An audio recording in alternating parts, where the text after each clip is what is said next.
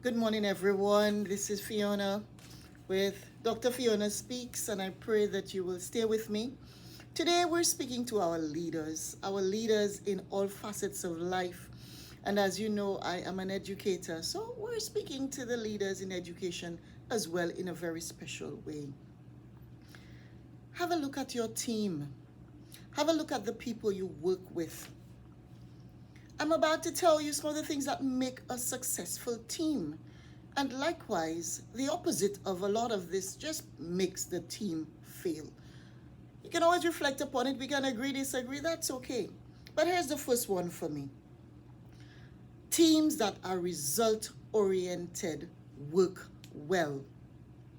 Teams that are pulling in the same direction, where everybody's on board with the vision and the mission, they work well together. Let me know. And they get their work done. So that is an important one. The second one is accountability.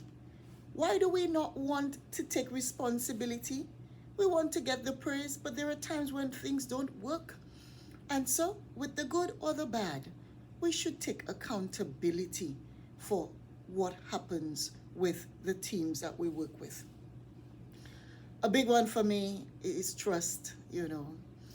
We want to make sure that people feel confident, they feel safe within the teams that they are, that it's okay not to know, it's okay to ask for help, it's okay to say, hey, I'm not the best at this, could somebody better help me? And so creating and enhancing a trusting environment is so significant to teams. I want to let you know, my fourth one is conflict. Here's what. Let us disagree. It's okay to disagree.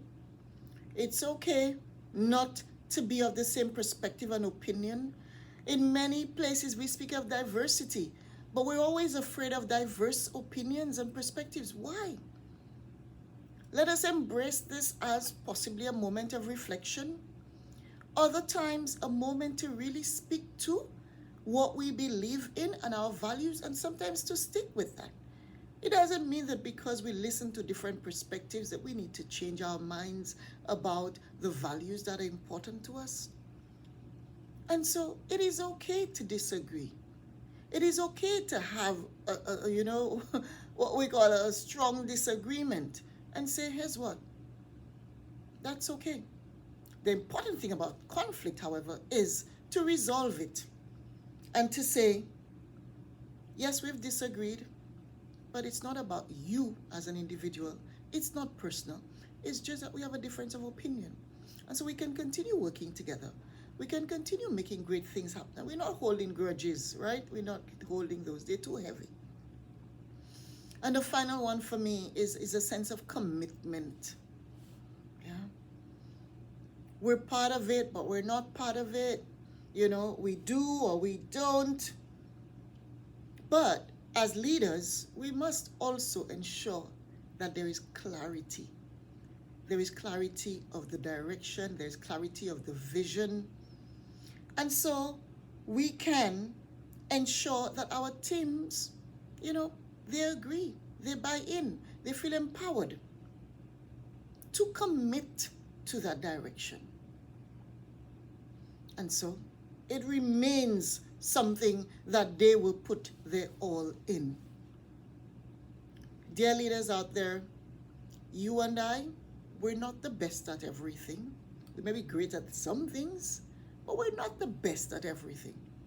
And so hopefully we can bring our teams together to show them, hey, your skills are different to mine, but we complement each other.